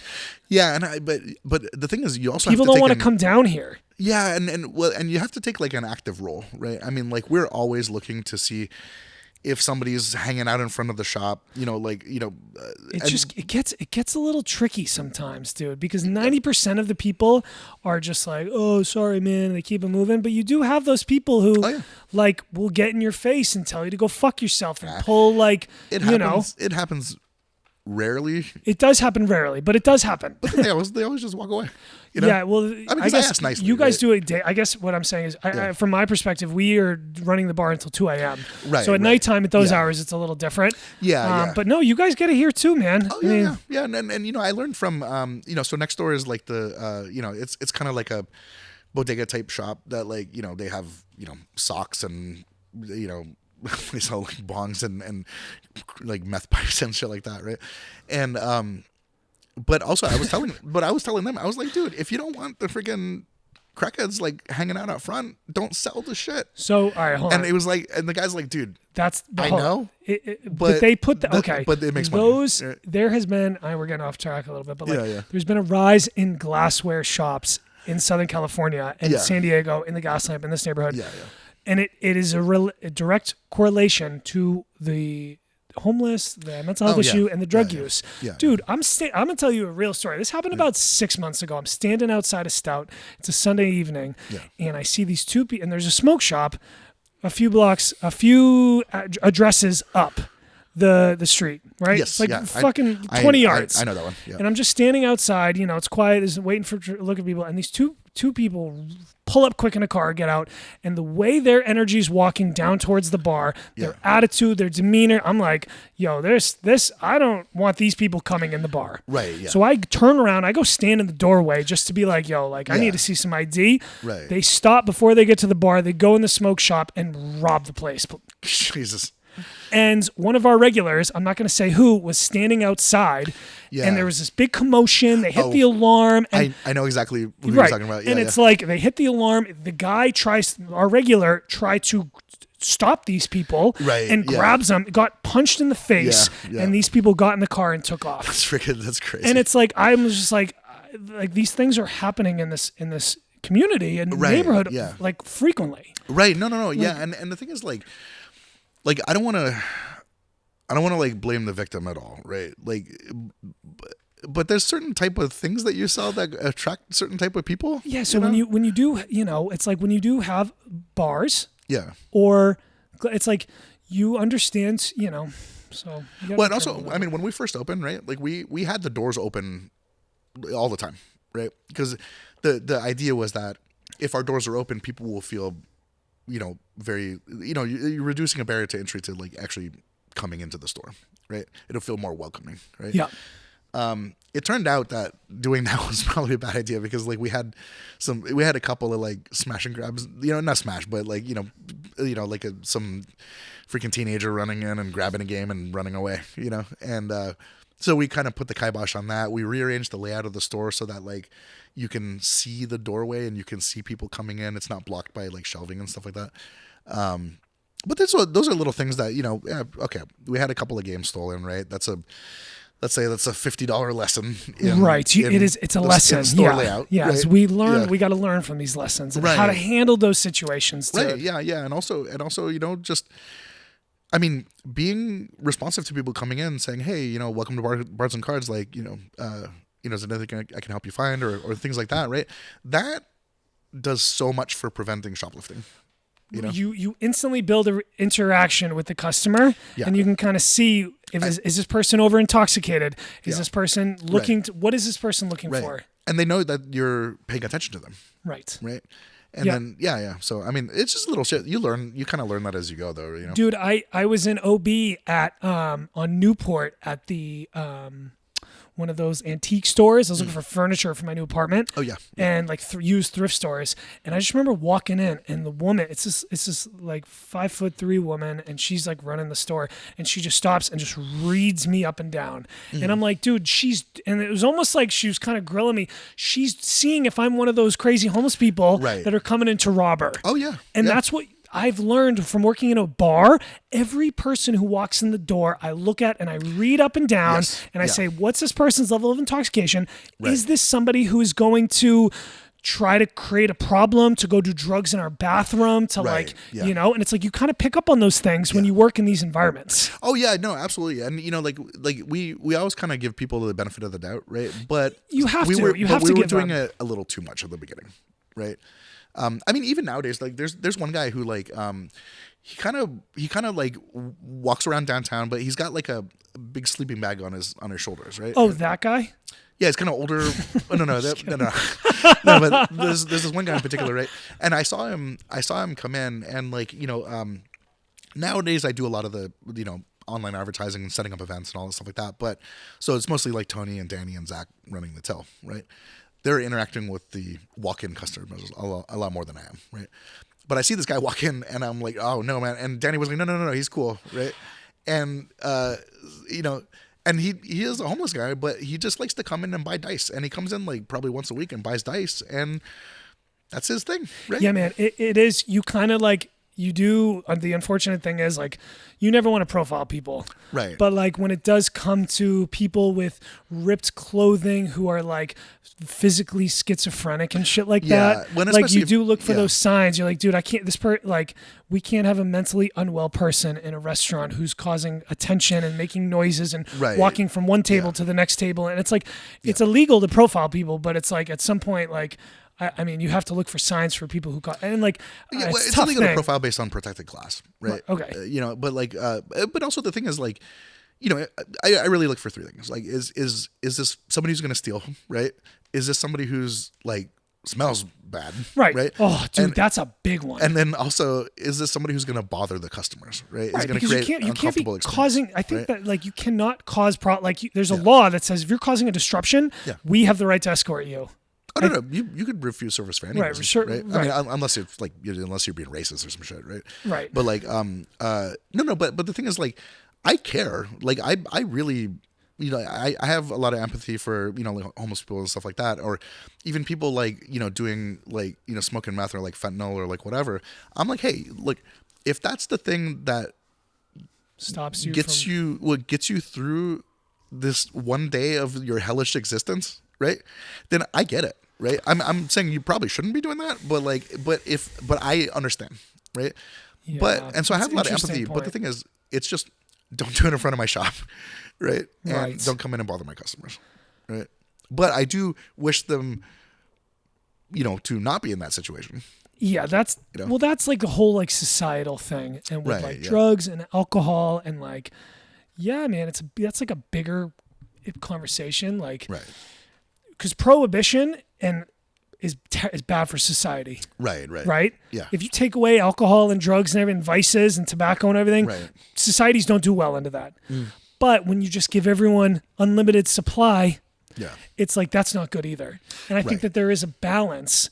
And that's like kind of one of the themes that I'm trying to like just explore, I guess, is like, you know, that's the concept of what we're talking about. There should be more treatment available, right? And also, but you know, like, and we've had this discussion on like Stout Patio and stuff like that, but it's like, you know, what about the people who don't want to be treated or just are incapable of like seeking treatment and stuff like that? And it's like, what should happen to them? And I'm like, I don't have a good answer, but I don't want them to die. Yeah. You know? I know. Yeah. It's tough. Because like we had this, you know, I think I had this conversation with you actually recently, like when people do come in who are borderline on that limit of like, I don't know if they're homeless, but they're like clearly down on their dumps. Right. And they don't have much money. Right. And they ask for like things like alcohol or booster packs or whatever. It's like, you do have like, I'm a salesman. I'm trying to make money. I want to sell you, but like Also, it might not be the best interest for you to be drinking, but also on the other side, It's back not to the my other job side, to it's determine not that. it's not our Yeah. job to be like, you shouldn't be drinking, you know? Right, And these are the yeah. dilemmas that, Yeah. like, I guess a lot of people in this industry turn off that empathy and we just say, here you go. But it's like, I don't know. I guess I mean, the only people I've ever done that with are people that are regulars, you know, that like, I know them, you know, and I know their situation and things like that. Right. And so like, so I feel okay saying, hey, like, man, like, you don't need this right now. You know, you can wait till next payday, you know, things like that. It'll still be here, you know.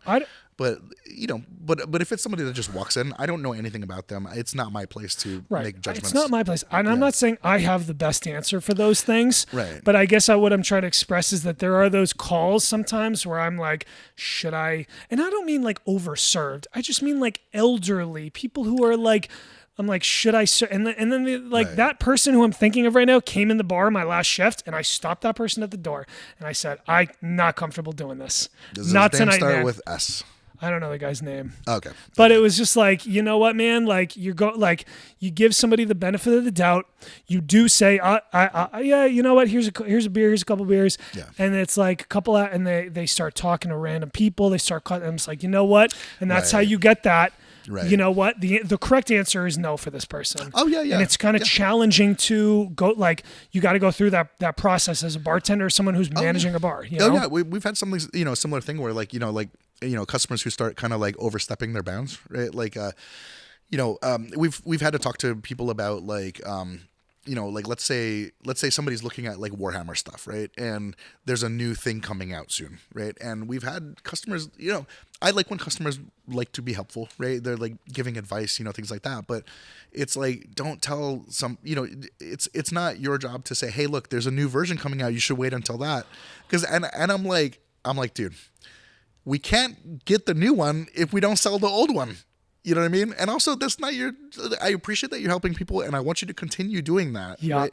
And, you know, but I'm just saying that there are some lines. Do not ever talk somebody out of a sale. Right? You're talking about when regulars get so comfortable, they think they're part of the bar, and they can be like, oh, just buy a soda if you want to use the bathroom. Or like, right, yeah. Oh, does this bartender does it? It's like, dude. Yeah. You don't fucking work here. Right. I don't know who the fuck you think you are. Right. No, exactly. And that's yo, I boil when those things happen, dude. Yeah. Yeah. But the thing is, like, you know, I same thing, right? Like, I cannot stand when that shit happens, but like, I have to collect myself and say, hey, can I talk to you for a moment? Right. You know? I know. Yeah, no, that's the thing. It's like these emotions and these high anger moments happen throughout our jobs. And it's like, how do we process these feelings in the moment? Well, the number one thing is I remember they're not doing it to be malicious. Right. You know what I mean? Right. You know, they think they're doing the right thing. Right? The intent is good. Right, exactly. But it's like, and if the intent is bad, which I've also seen a couple times, they are not welcome here anymore. Yeah. Yeah, no, Which, I mean, I've been very fortunate that like we've only had to ban like 3 people in the 3 years we've been open, right? Yeah. But these people were like very toxic. Yeah. Yeah, it happens. Yeah. All businesses have that. Yeah. Okay, let me think. What else, man? What else? Is there anything that you wanted to like discuss on here that like we haven't gone over? Like, no, I do have a funny story about like, I saw you had Patrick on your podcast. I did. Yeah. Had a funny story about when I met Patrick. Okay. Was here in the shop, right? He came in with his daughter and granddaughter, I think. Yep. And, or I think there was like 2 kids, like 2 grandkids or whatever. And so they're kind of going around, you know, looking at stuff, you know, looking for games to get, whatever. And I hear like this like splash, and the youngest one had grabbed like a bottle of paint, like this. It's called Doomfire Magenta, made by Citadel Paints, right? And it's in a little jar kind of thing, and it's like fluorescent pink, right?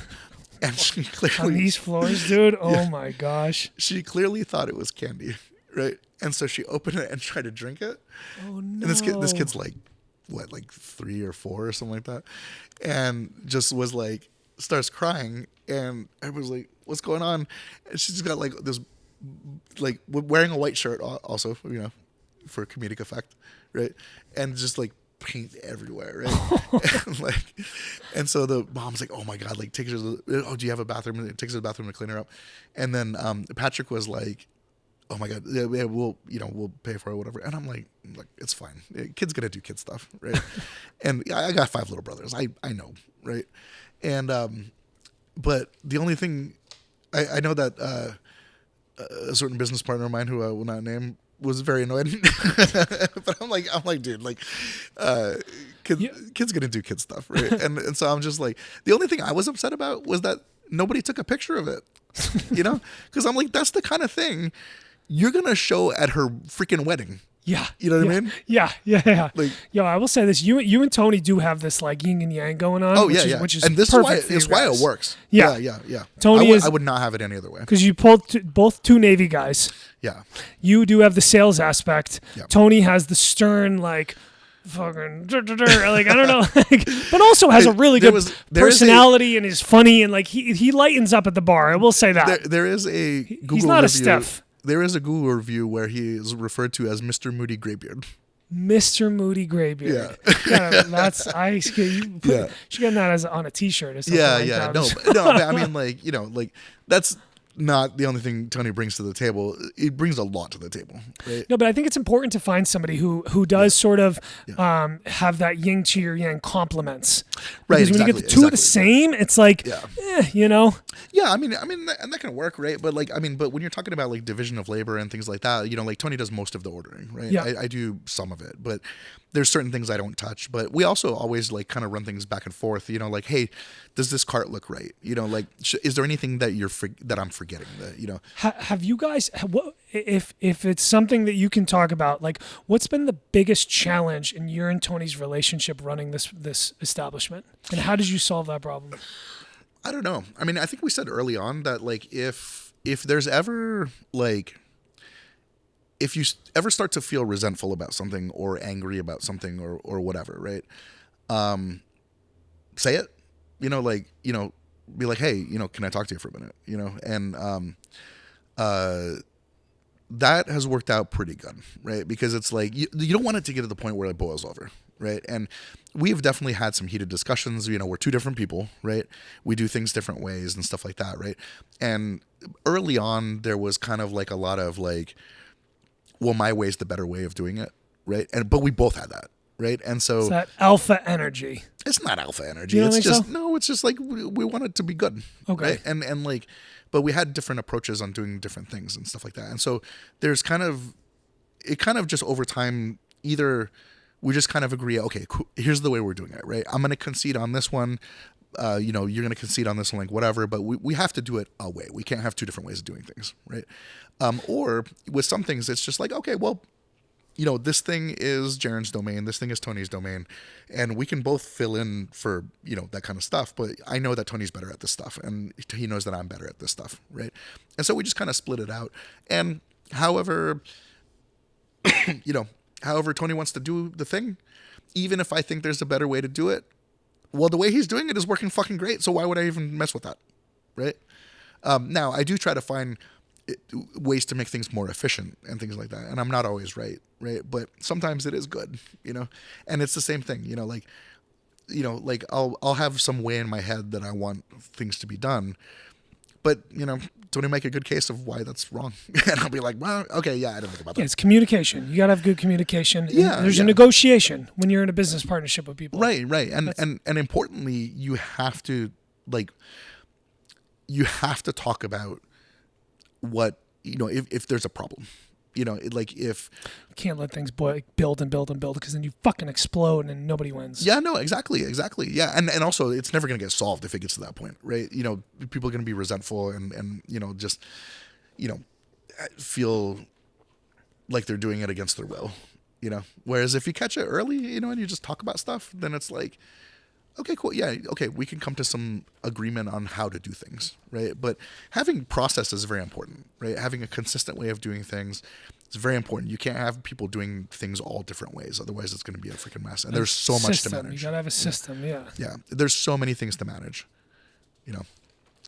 I mean, whether you have enough fucking toilet paper for the bathroom, or, you know, or the labels aren't quite right, or, you know, like, you know, prices have changed and somebody forgot to mislabel something, and then the FTC comes in and sees that your price on the box is not the same as it's rung up as.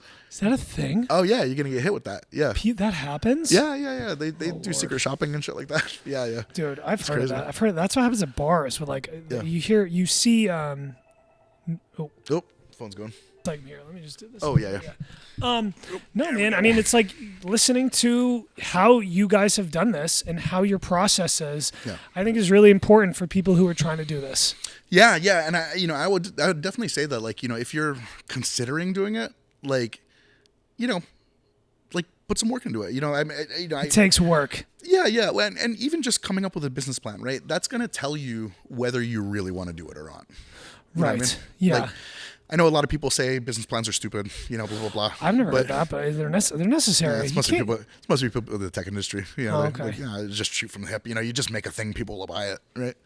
Now, that kind of works in tech because the startup costs are much lower, right? Yeah. But when you're doing like a bar or a freaking retail store, it's like there's a lot that goes into it. It's a lot of risk. Yeah, you're putting up, at a minimum, you're putting in, 6 figures, like, yeah. Yeah, possibly. I mean, you can shoestring it, right? But the more capital you have, the better. Yeah, yeah. I mean, you don't want to put too much into it, be like, I'm spending $100,000 chandeliers and nobody shows up. No, but I just think like for starting a bar, when talking about liquor license and, like bars are very expensive. Yeah. You're talking hundreds of thousands, if not, But I think that like people like understanding the process of how to go about this is very important. So I appreciate you sharing your wisdom and like how you guys did this. Oh, yeah. Because like hopefully what will happen is somebody who is interested in all this is going to listen to your episode and be like, oh wow, that's really cool. Maybe I should go in and visit this guy. Yeah. And get to know his people.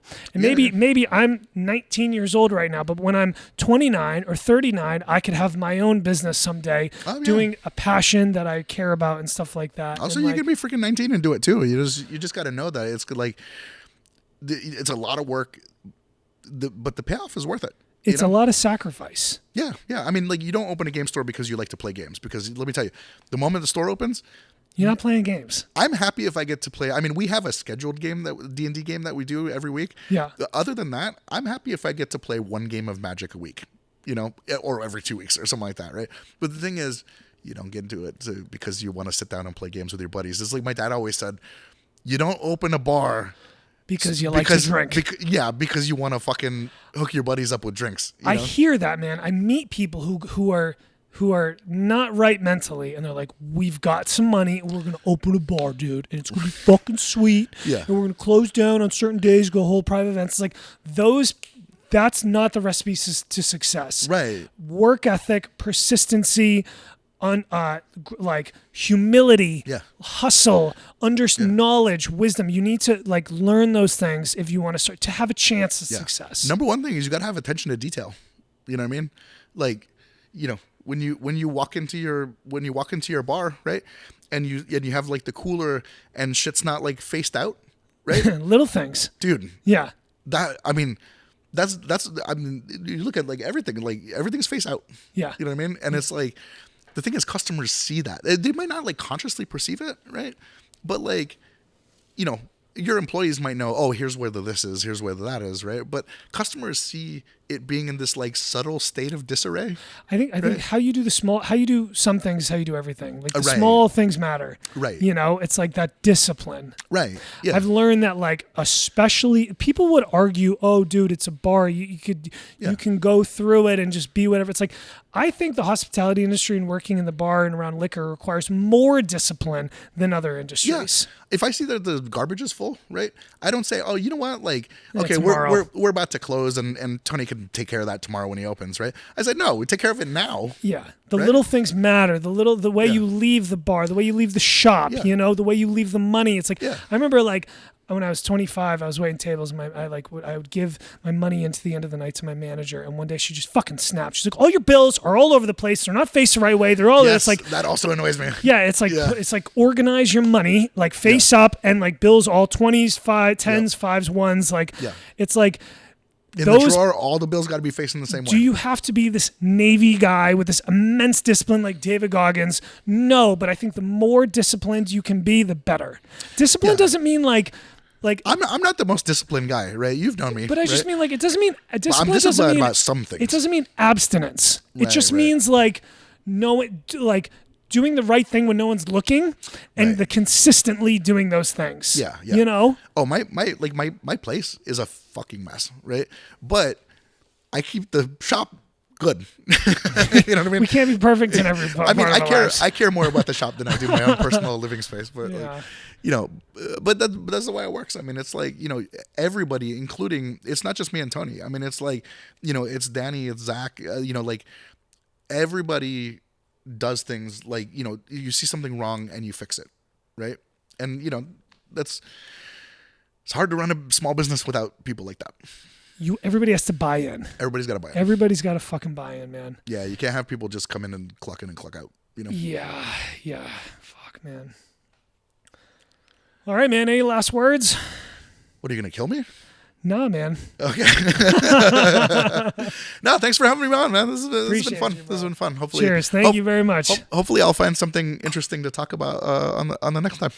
I would like to have you. Yeah, man. Definitely gonna be next time. I'd love to. I want it like maybe 6 months. I grow this. Like, I love it to be next time. So actually, you really should have Tony on too. I would love to. First of all, I would love to. He does not like public speaking type stuff. Well, that's yeah. And you know what? It's a skill. It would open him up a little bit. Yeah, I would love to have Tony on. Yeah, no. Also, it'd be great because really the thing I think you will get out of it is you will see a lot of the same stuff, but from a whole different perspective. You know what I mean? Which I think is very valuable. Yeah. Because let me tell you, I'm talking like I know everything. I don't know it. I don't know shit. Tony knows a lot of shit, right? He would also probably say the same thing about me. But anyway. Cheers, man. Thank you. Appreciate you.